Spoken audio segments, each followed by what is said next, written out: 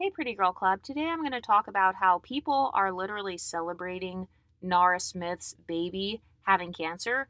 And I want to talk about this because I noticed that whenever a woman is mixed race, she's biracial, she's privileged, she's pretty, she's a model, she's married to a white man, we all know that a lot of women with inferiority complexes, that is their dream.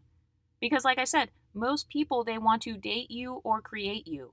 And I noticed that in the black community, there's a culture of wishing ill on mixed women's babies. So, first they did this with Danny Lay, where they were like, oh, I hope your baby comes out dark. And they were making it like it's karma. I even saw content creators like Queen Chama back in the day making content saying that it's karma for a mixed woman to have a baby that's brown skinned because, the baby doesn't have light skin privilege. And now people are calling it karma that Nara has a baby that it literally has terminal cancer. And I feel like this is racially motivated because imagine if Kelly Rowland had a baby that had cancer. Do you think that the black female community would make fun of Kelly Rowland? No, they would probably be like, hey, I'm praying for you. I rebuke that cancer in the name of Jesus. They'd be praying and fasting on Kelly Rowland's behalf. They would be giving her all kinds of tips or probably even creating a GoFundMe account for somebody who is dark skinned and black if they had a baby that had cancer. But no, in the case of Nara, she is too privileged. And so I've noticed that when people can't trauma bond with you, they celebrate when your family members are sick. They celebrate and they say that it's the ancestors getting back at you. So they're throwing witchcraft in Nara Smith's face and they're saying, "Oh, well, I guess the South African ancestors, they came back and got her. They got the karma." And I find it interesting how, when it comes to mixed women, a lot of women, they want mixed children to pay for their mother's mistakes. So, for example, they'll be like, oh, Danny Lay's a colorist, so now we want her baby to be cursed with dark skin. We hope that her baby is born dark skinned and looks black and has 4C hair. Or in the case of Nara, it's like, oh, well, that's karma, the fact that her baby has cancer. And it's like, okay, first of all, why are you looking for an innocent child to pay for the sins of their mother? Even if their mothers were colorist, texturist, and featurist. Let's say that Nara Smith is this evil person, which she's really not, but even if Nara Smith was a bad person, why would you want an innocent child to suffer? And this is why I say that you need to burn the cape, because there is no real sisterhood. There's no real sisterhood. If you're not dark skinned, if you are not dark skinned, if you're not monoracial with type 4 hair and broad features, then there is no sisterhood. The empathy goes away. And a lot of people, they have this fantasy of using witchcraft against mixed women. I've noticed that that's a very common thing. So they'll try to say like, oh, well, she's going to be cursed anyway, or she's going to get karma, or they'll say like, oh, she's aging badly. That's her karma. She's aging like spoiled milk. So there's this fantasy where spiritually they're going to get revenge on the almighty, all-powerful mixed woman. Spiritually, one day the unambiguous community is going to be able to use their juju against multi-generationally mixed babies like Nara Smith's children. And so I've noticed that there's kind of this talking point that they have amongst themselves where it's like, oh, the pretty mixed chick, she may be privileged now, but just wait until these curses kick in. And then her babies are going to suffer. And it's like, okay, if a child suffering is a sign of the parents being cursed, then what does that say about the majority of the unambiguous community? Because according to their own talking points, they come from broken homes. They have dusty black fathers, according to what they say. The fathers abandoned them, or, they come from a mother that has several baby daddies. They were born and raised in poverty. They're dealing with colorism, texturism, featurism, racism. They're also dealing with low socioeconomic status, feeling like they're the last to get chosen, last to get married. They're invisible on dating apps, invisible in the media. This is all according to their own talking points. So it's like, if an innocent child suffering, if that's a sign of a spiritual curse, then what would that say about all of the innocent little black girls that have suffered with all of those isms? So do you see what I mean? How misery loves company? It's kind of this mindset of, I felt like I was cursed when I was a child. So now I'm going to celebrate Nara Smith having a baby that has cancer. And then I saw people saying, oh, well, she was wasting her time making all that non-GMO food. They're trying to say that Nara Smith is like this negligent parent. Like, oh, she's making all this food from scratch and then her baby still has cancer. First of all, that's not the only way that people get cancer. Just because you eat perfect food, that doesn't mean that you're not susceptible to cancer. And so when you're considered privileged, if you are considered to be put on a pedestal like Nara Smith, all of the empathy and all of that sisterhood is just going to go out the window. People will dehumanize you when you're biracial. They will dehumanize you when you're light skinned. They dehumanize you if you have the life that they wish they had. Let's be honest. A lot of women in the unambiguous community, they're teaching other women how to be like Nara Smith. That's their dream. They would love to be a trad wife to a male model white man, and then like make content wearing couture evening gowns and stuff like that. So they're creating all this level up content, and all of their level up content is based on how to become multicultural like Nara Smith. It's talking about things like how to attract a white man, how to attract someone who comes from old money, how to dress like Nara Smith, because Nara Smith actually does dress a little bit more couture. She her style is more adjacent to like quote unquote old money. So you've got content creators who are trying to tell their audience to dress like Nara Smith. They want their audience to live a lifestyle like Nara Smith, or they're viewing Nara Smith as their competition. And then they'll say things like, oh, well, I can do it better than Nara Smith, right? I can cook better than her. I look better than her because I have more melanin or whatever. So you are the standard of living as a biracial woman. You're the standard of relationships. They pedestalize your relationships. They pedestalize your lifestyle. Kind of like Meghan Markle is another good example. And so when you are on such a high pedestal, you become so idolized that you get dehumanized.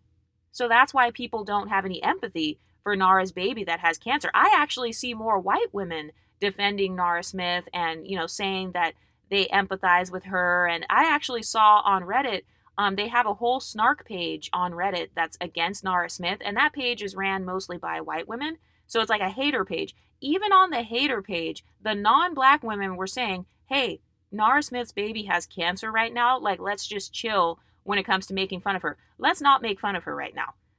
Meanwhile, in the black community, I thought Nara Smith, I thought that she's just black, right? Because if you're biracial, you get one dropped into blackness. It doesn't matter. And the white side will never accept you. Well, why is it that even the white and non-black trolls are literally taking a break from trolling Nara Smith? They have not trolled her baby having cancer.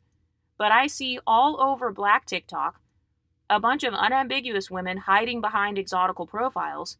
They're literally laughing at the fact that Nara Smith's baby has cancer. And I've noticed that women with inferiority complexes, they go out of their way to try to rage bait you. So they want Nara Smith to see them making fun of her. They want Nara Smith to feel down and out. They want her to feel even worse about her baby having cancer. They would love to see Nara Smith crying over her deceased baby. They would love to see that. And that's why they're making all these comments and doing laughing emojis and stuff.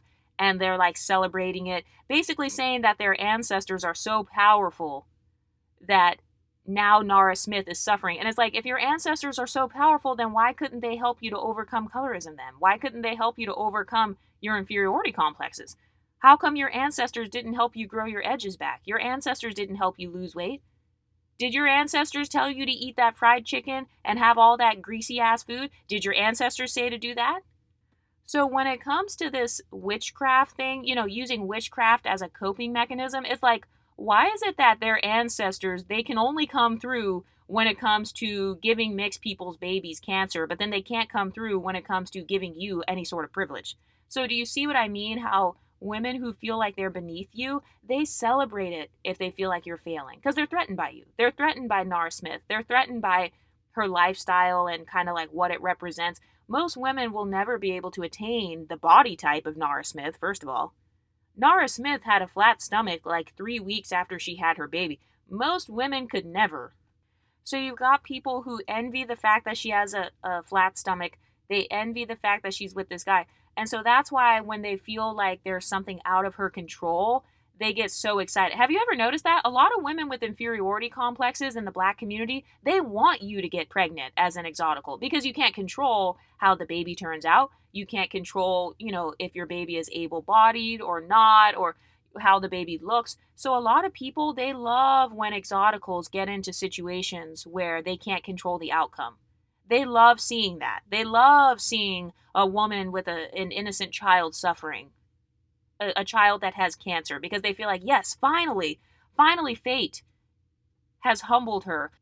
Finally, I feel better about myself because I see this other woman suffering. And that's why some women are monitoring spirits. It's because they're waiting to see something bad happen to you. That's why they're always asking about you. Have you ever had like a friend or a family member? They're constantly trying to keep track of your life. They're constantly asking, like, oh, well, how's her baby doing? How's her relationship doing? That's another thing, too. They monitor exoticals' relationships more than unambiguous women. If Olandria had a baby right now that had cancer, do you think black women would be celebrating that? So then why are black women celebrating Nara Smith's baby having cancer? Why are they laughing at it? Why are they saying, ha ha, the ancestors came back and got her? Well, I thought that Nara has the same ancestors, right? Because when you're biracial, you're only accepted by blackness. You're going to get kicked out of whiteness. The white man doesn't like you. So what happened to that? What happened to all of us being unified despite our colors and despite our racial mixtures? Clearly, that was all a BS talking point. So like I said, most women in the unambiguous community, they never viewed you as one of them, even though they lied and said that they did. Like, oh no, you're just like me. You're biracial. No, you're actually not. They don't really view you as black. They don't really view you as one of them. Because I guarantee you, if it were Kelly Rowland, if it were Olandria, if Normani had a baby and her baby had cancer, as a matter of fact, people come on my channel and they defend Normani and they say that I should have more grace on Normani because both of her parents passed away from cancer. So why is it that people wanted me to have all this empathy for Normani, whose parents passed from cancer, but then when Nara Smith's baby has cancer, people are laughing at it? I didn't see not one mixed woman laughing at Normani's parents having cancer. I never laughed and said, ha ha, that's why Normani's parents had cancer. No, that's not how I reacted to her parents having cancer. So why is it okay when someone in the unambiguous community is laughing at an innocent mixed baby who has cancer? And I've noticed that a lot of people, they want mixed people to be the face of like sickness, because remember how even with Ice Spice, they'll say things like, oh, Ice Spice looks like she has Down syndrome, or they make fun of multi-generationally mixed light-skinned babies. They'll be like, oh, she looks like she has Down syndrome, she looks like she's inbred, that whole family looks like they're all cousins who are sleeping together. And we all know that when family members have babies, like incest, there's a higher probability of the child being special needs or like just having genetic problems.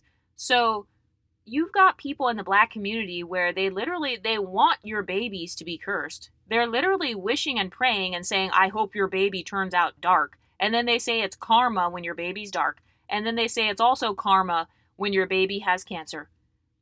But then if I were to bring up slavery and say that that's a form of karma, if I were to say that your mom being poor is a form of karma, if I were to say that all of the males in your family lineage being dusty is a form of karma, I would get called a sociopath for those types of talking points. So anytime you feel like people are being a sociopath against you, that's how you know that you're on a pedestal. Because they don't view you as human. You're not a human to them. You're a goddess. You're a goddess on a throne. You know, you are the almighty Yellowbone. You're the almighty biracial. And so there is no empathy for you. Who cares if your baby has cancer? That's what they get. That's what you get for stealing TikToks. They're literally saying that Nara Smith deserves her baby having cancer because she copied a South African woman's TikTok. And it's like, why is it that the punishment for a mixed woman, it always has to be this extreme punishment? Oh, you copied a TikTok, so therefore I'm going to curse you, or, you know, the ancestors made your baby have cancer. For copying a TikTok? Isn't that a harsh punishment for something that's so small? So do you see what I mean? They want mixed women to suffer a harder punishment. They want mixed women to suffer. Remember how they laughed when Danny Lay got abused by her baby daddy and she got kicked out with her newborn at 3 a.m. just out on the streets? They laughed at that. So you're laughing at a mixed woman who becomes homeless. You're laughing at a DV case of a mixed woman who's out there with a baby. But then when it comes to somebody like Ashley Janae, who dealt with DV, now you suddenly want to stand up for it. You want to have empathy for it. So This is exactly why some exoticals, they don't want to be friends with women with inferiority complexes. This is why people talk about hater archetypes. That's why I talk about this, because Nara's hater archetype, it seems to be women in the black community with inferiority complexes. That's who it is. That's who's talking the most shit. It's random dusty women in the comment section on TikToks. They're in her comment section on her channel.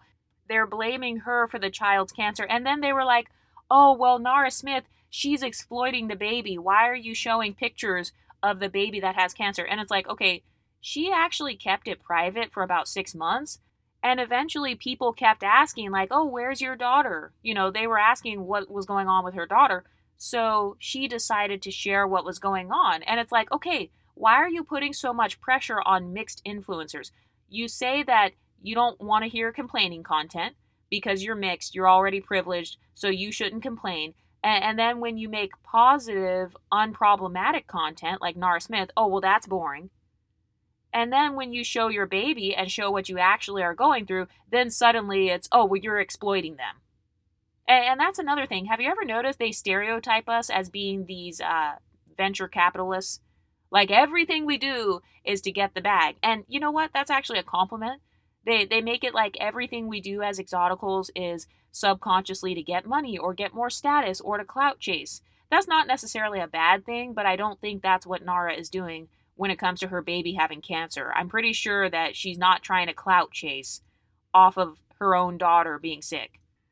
And I feel like some women, they project their own bad relationships onto Nara Smith. So it's this talking point of, my black mother would have exploited me if I would have had cancer. So Nara Smith, she must be exploiting her daughter for having cancer. It's like, no, you're projecting your toxic mother-daughter relationship onto Nara Smith.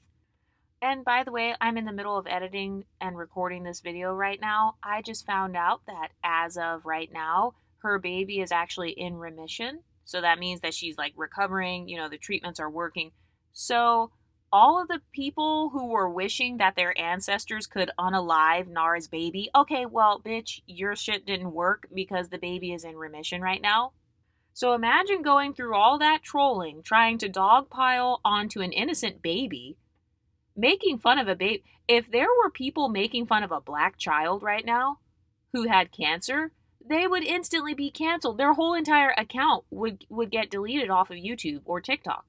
You could never come on the internet and make fun of a black child who's like starving or somebody who's. And isn't that interesting? You're saying that your African ancestors caused the cancer for the baby, but what about all those African children that you want people to have empathy for? All those babies that are the same age as Nara's daughter, you want people to have empathy for them. You want people to donate to them. That's where half your family lives right now. Or, you could be living in South Africa right now with family members who look like that. And you want the whole world to have empathy and to donate to them and to give their resources to these innocent black children. But then when it's a multi-generationally mixed, light-skinned child who comes from a biracial mother, that child is rich. Now suddenly all the empathy is out the window. Also, something interesting I noticed is the daughter's name is Whimsy. I think that's her name. It's either Whimsy or Whimsical. That's a very cute name, and it just made me think about how a lot of women with inferiority complexes, they're not whimsical. They don't have anything whimsical in their life. They don't know how to be carefree and like how to have fun. They don't know what it's like to be kind of like Nara Smith. Nara Smith is actually very whimsical. She creates content where it's just her cooking or like her in her garden and she's just always looking pretty. And you don't see Nara Smith fighting people and punching and throwing drinks and having to shake her ass on the internet to get attention. You don't really see her doing that at all. She's literally living the epitome of a soft life according to most unambiguous women's standards. And I feel like the problem with some parts of black culture, the problem is they don't allow their women to be whimsical. They're not allowed to be whimsical as black women because they've been so downtrodden by this world, according to their own talking points. They've been downtrodden by all the isms. They've been kind of trampled over by other people. They've been overlooked so much. So there's not a culture of self care. There's not a culture of being carefree. Because think about it, what does it mean to be whimsical? It means that you're charming, you're creative, you're playful, you're a little bit unusual. And I feel like Nara Smith, she really embodies that. A lot of exoticals really embody that. I actually think that we are the face of whimsy. We are the face of being whimsical. So I think that's a perfect name for her little daughter. That's such a cute name. Whimsy. I feel like that is who we are in the exotical community. We are known for living the soft life. We're known for being playful. We're known for being a little unusual, a little strange based on our looks. You know, we don't look unambiguous. We don't look homogenous like they do in the unambiguous community. So that's very relatable, being whimsical.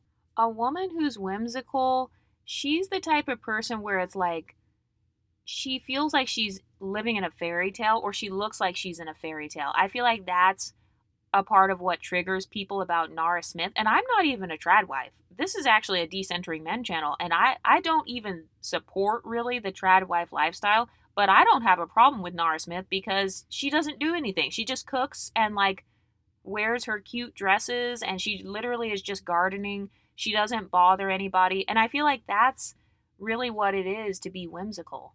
You get to focus on yourself. You get to like have time to go gardening. Most women are muling. You know, a lot of women in the unambiguous community, according to their own talking points, they're busy muling. They're busy dealing with corporate BS. You know, they're trying to climb the corporate ladder and failing, and they're underemployed according to what they said, and they're trying to get all their degrees and whatever.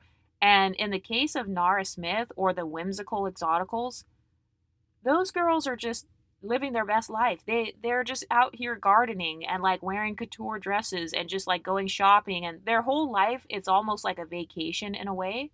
And I think that's something that's extra triggering because so many women in the Black community are used to carrying the weight of the world on their shoulders. They're used to struggling and trying to like have crabs in a bucket mentality so they can climb past other women. You know, they're strategizing on live streams about how to lose weight. They have to call in to Ashley Dalton's live stream just so they can figure out how to lose 5 pounds. Meanwhile, you got women like Nara Smith who know how to maintain their weight. She knows how to maintain her weight. She's skinny. She's healthy. You know, you got all these whimsical exoticals just living their best life. Lori Harvey also popped up in my head as well. You know, you got all these exoticals. They don't really have to fight. I feel like one of the biggest privileges of being an exotical is you don't have to have as much of a fight. You're not fighting in every area of life like how other women are. You're not fighting to be seen as pretty. You're not fighting for the hair industry to cater to your hair texture. You're not fighting for your foundation shade in the makeup aisle. You're not fighting for your features to be perceived as beautiful or fighting to be seen on a dating app, fighting to be seen in the media, fighting so that Black men could like you. I just feel like there are so many areas where other women, they're busy fighting, they're busy defending themselves 24/7. They're defending their existence 24/7. And one of my favorite parts of being an exotical is having the option to even be whimsical. Having a soft life has already been an option. We didn't have to create a soft life movement or whatever, or like say that there's a national day of rest. If you're Black, you have to have a national day of rest because like that's how much people are muling in the Black community. You have to literally remind them and do a whole social media campaign about how, oh, you have to be in your soft girl era. There is no soft girl era for me, bitch. I am a soft girl. What are you talking about? I'm already soft. I look soft. My face looks soft. My body looks soft. My life looks soft in comparison to yours, according to your own talking points. So I've noticed that for some people, they feel this need to have like a soft girl era. And it's like, okay, so their era is ending. You know, they're over here trying to have 1 or 2 soft days per year. They literally have to watch all this stuff about how to be feminine, how to clean my cootie cat, how to wash my ass, how to grow my edges out, how to not have crusty lips. It's like, you're doing all this stuff all because you couldn't be soft and whimsical. And you were so triggered by a little toddler. You were so triggered by a toddler named Whimsy to the point where you celebrated her having cancer. How evil do you have to be to even do something like that? Like, imagine how difficult your life must be for you to celebrate a random child dying. This also reminded me of, like, the basic Betties at work where they get mad at women who are like, they have hope and, they're kind of whimsical in a way. I feel like sometimes when you're a child or when you're young or like when you haven't had a lot of trauma, that's really what opens you up to being whimsical. In order to be whimsical, you have to have emotional safety. Think about the type of environment where you can be whimsical. That means that you're in a safe environment, or you have been, or you grew up in a safe environment. So it was okay for you to express your femininity. It was okay for you to go out in a garden and like pick flowers and like ride horses, whatever you associate with being whimsical. It was okay for you to dance and sing and act like a princess. When I think of someone whimsical, I think of someone who kind of, they look like a princess, they kind of act like a princess. And it's not necessarily based on luxury, it's more so based on enjoying the little moments in life. Because a lot of women who are traumatized, they're constantly rushing. They're rushing through life. They're trying to catch up. I've noticed that's a really big cultural norm in the Black community. It's this desire to catch up. They feel like they're racing against biracials, or they're racing against white people. They're racing against the Indians, whatever. There's always some random competition that they're in. I've noticed a lot of them are looking at the lifestyles of other women and they're saying, oh, okay, I got to catch up with her. I got to catch up with her status. I have to catch up with her beauty. I have to count how many likes I get on a dating app and then compare it to this light skinned girl. Oh, I have to make a light skinned AI and then I have to like compare her natural hair experience to my natural hair experience. They're always trying to catch up. So that's not whimsical. They're unwhimsical bitches. Women with inferiority complexes are unwhimsical bitches. They're dusticias. Their life is dusty. It's not magical. They don't have any lucky moments. When I think of a girl who's whimsical, I think of a girl who's lucky. And actually, now that I think of it, isn't Nara Smith's husband named Lucky? Isn't that interesting? And by the way, I'm not spiritual at all. I'm not saying that like this means anything or whatever, but I just find that interesting. Her husband's name is Lucky. Her daughter's name is Whimsy or Whimsical. And I just feel like whimsical culture and exotical culture, it goes hand in hand. And that's part of why I created this community, is because I feel like we do a great job of strengthening our collective image when it comes to our YouTube channels. Notice how most people in the colorism community, well, actually, the colorism community really died out. We really killed that trend. We stopped that trend in its tracks. The trend of trying to make fun of mixed women, or in this case, making fun of a mixed baby for having cancer, yeah, we're stopping that. And I feel like when it comes to exotical culture, I think we are actually very whimsical. And if you think about what causes someone to be whimsical, they're allowed to be curious. So there is no groupthink in the exotical community like how there is in certain Black communities. I've noticed that in some Black communities, you have to think the same way as them. You have to act the same way. You have to listen to the same music. You have to do the same hairstyles, which is basically mimicking type 3 at all costs. Everything has to be swooped and laid to the side, and you have to do the edges, and you have to have your long nails and whatever, the bust down. So it's like there's a groupthink, but I feel like in the exotical community, we don't really have a big groupthink culture. And so I feel like part of what makes a lot of exoticals whimsical is the fact that we grow up realizing that it's okay to be different. Why try to fit in when you're born to stand out? That's a part of being whimsical. And in some Black cultures, you can't be whimsical because they're very strict in some Black cultures. They're very strict, very emotionally difficult, very stressful. You're defending yourself. You're trying to protect yourself. You're out here having to buy weapons and, having to protect your wealth. If you do have any wealth, if you have status, you're trying to protect your status, or you're trying to fight for your status. As exoticals, you were already born with status. You were born with status, whether you like it or not.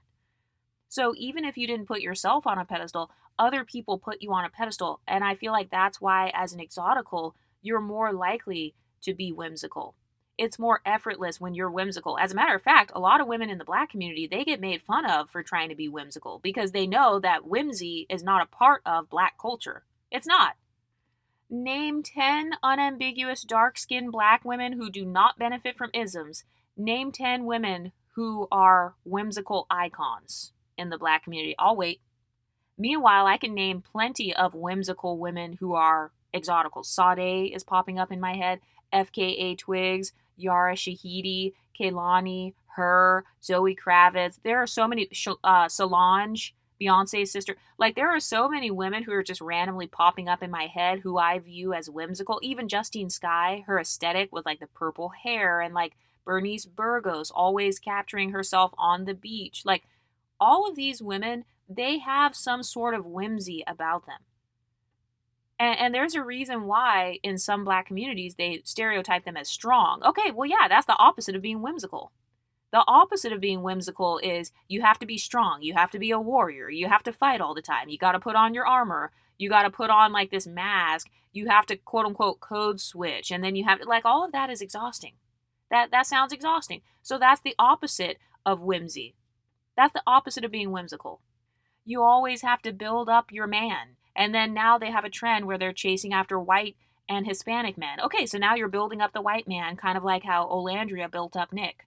So I feel like in Black culture, there's almost like this militant subculture. If you think about Hoteps, like, that's really a form of militant Blackness, you know, kind of the Dr. Umars, these types of people where they're social justice warriors. That is literally a part of Black culture. But if you were raised not fully Black, like let's say you're mixed, you're biracial or whatever, you know, you're Nara Smith's daughter, you're not raised with like this militant mindset. Oh, you got to fight for this. You got to go stand outside and hold up signs, and you need to make YouTube videos constantly comparing yourself to women of other phenotypes and constantly tearing down anyone lighter than you. Oh, you need to create a hierarchy based on who's the lightest and who's the darkest and whose hair is the nappiest. No, that's not even a part of exotical backgrounds and culture. It's not. And that's why whenever you see exoticals who have inferiority complexes, what culture do they come from? They're not multicultural. It's always somebody who is monoculturally from an unambiguous, underprivileged Black community. Because even the people from Black excellence culture don't think like that. They're not, you can't be a part of Black excellence culture without having some sort of multiculturalism. This is why I said most people want to date you as an exotical. They want to date you or create you, or they want to be multicultural just like you. They have to act like you. They have to try to take on your personality traits so they can even be a part of Black excellence culture. Because Black excellence culture, who is the king of Black excellence culture? Well, it's Barack Obama. It's Barack Obama. He is one of the most highly worshipped Black adjacent men. And, you know, people try to say he's not biracial. Well, he's just Black. Well, yeah, you're saying that because without biracial people, most of your Black history icons go away. Most of your civil rights icons go away. So in order to even attain Black excellence, there's no way to attain that without the exotical community. Because the people you're emulating are exoticals. The people in the music industry whose talent you want to have, you're emulating Creoles like Beyonce. But when it comes to the whole whimsical thing, I just feel like women who come from underprivileged Black areas, being whimsical is not one of their core values. You can't be whimsical in the middle of the ghetto. You cannot be whimsical with gunshots firing off in the background. You can't be whimsical when you're getting your ass beat by your mom or dad. You cannot be whimsical when you're planning on beating up random girls in school. So, you know, whimsy, that's actually the opposite culture from what we see in a lot of Black communities. Even if you look at some of the most famous shows amongst the Black female community, it's TV shows like Baddies, where they enjoy watching these pretty exoticals getting their asses beat. That's literally entertainment to them. Or they watch shows like Love Island, where they enjoy seeing women fight over men. And then whenever they see somebody Black with a white man, they feel like they won. Why? Well, it's because now they've got a chance of creating an exotical. They want to marry white or Hispanic men and then have little Afro-Latina biracial babies. And then they want their hair to grow long like an Afro-Latina biracial named Cardi B. who called them roaches, by the way, if I'm not mistaken. So they want their hair to look like that, or they want their hair to look like a Caribbean Blasian woman named Nicki Minaj. They want their hair to grow down their back like that, or they want their hair to look like a black Indian biracial woman named Tatiana Ali. And then they grew up watching two biracial twin sisters on TV named Tia and Tamara. And then they also grew up watching a light skinned, light eyed woman named Raven Simone on That's So Raven. And then they grew up watching the Cheetah Girls, which is filled with light skinned, light eyed. You know, you got the green eyed Keely on there. Then you got the Latina woman on there, Adrian. Then you got Miss Light Skinned Raven on there. So they grew up idolizing and pedestalizing the exoticals. They grew up wanting to look like or wanting to have the same lifestyles as these women or wanting to have the same status as these women. And it's because all of the women that I just named, they all have some sort of whimsical nature about them. I don't see any Disney shows where the whole show revolved around being a social justice warrior. I don't really see much about that. Well, you know where I do see some struggle though? Tyler Perry, he makes a lot of black struggle movies. I've noticed he's the only person. And who's his audience? Who is Tyler Perry's main audience? Who watches his movies the most? It's unambiguous black women. I haven't watched a Tyler Perry movie in damn near 20 years. The last movie I remember from him is probably, what was the one where the woman got dragged out of the house? I think it was like Diary of a Mad Black Woman or something. Even that title, I could never title my video Diary of a Mad Black Woman. What kind of video title is that? What kind of movie title is that? I would never be able to say something like that in 2026. But back then, you had the black community eating that shit up. You know why? Because a part of black culture is not being whimsical. It's about struggle. It's about coming from the gutter and coming from the bottom, and then I worked harder than everybody else, and I actually look better than everybody else, and I'm the real blueprint. And I'm such a blueprint that I want to make little daughters who look like exoticals. I'm such a blueprint that I want to make daughters who are lighter than me. I want daughters who have looser hair than me. I want daughters who have smaller noses than me, while simultaneously pretending that I look better than the exoticals. And by the way, when are we going to talk about how some women have daughters so that they can be pedestalized? Some women only have children because they want to be pedestalized by somebody. They want to receive unconditional love from somebody because when a child is little, they do love you unconditionally because they don't know what abuse is. You know, they don't, so they have no choice really but to unconditionally love you. So I see a lot of women where they want to create exotical babies because the unconditional love of an exotical child is more valuable to them than the unconditional love of a dark-skinned black child with 4C hair and broad features.